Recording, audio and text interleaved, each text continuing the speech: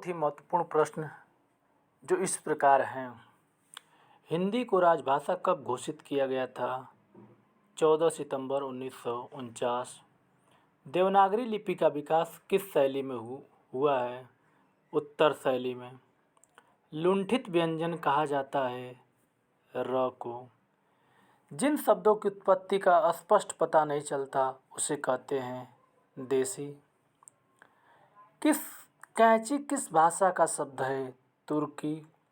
वह कंप्यूटर से पढ़ता है, वाक्य में कारक है, करण कारक।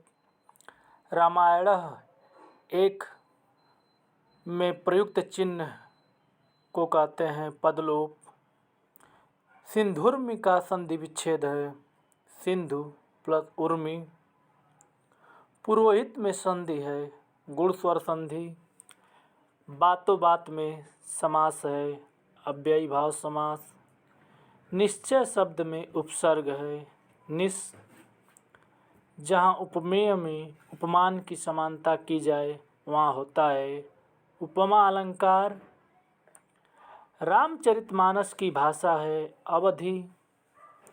चंद्रकांता उपन्यास के लेखक हैं देवकी नंदन खत्री। शैलजा पर्यवाची है पार्वती का। जंगल की आग के लिए प्रयुक्त एक शब्द है दावानल।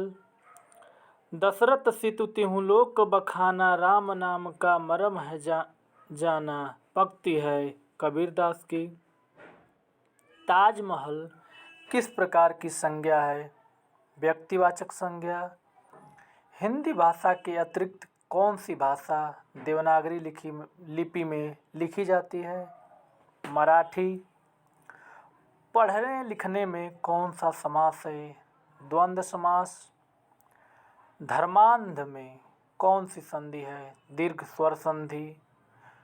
बच्चों में भाषा सीखने की जन्मजात योग्यता होती है, यह विचार है वाइगोत्स्की महोदय का। पूज्य शब्द का स्त्रीलिंग है पूज्या। जिसका मन व ध्यान दूसरी तरफ हो उसके लिए एक शब्द होगा अन्यमनस्क।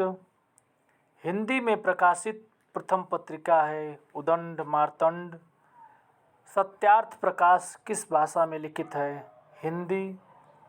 सदैव बहुवचन में प्रयोग होता है दर्शन, हस्ताक्षर, ओठ, प्राण।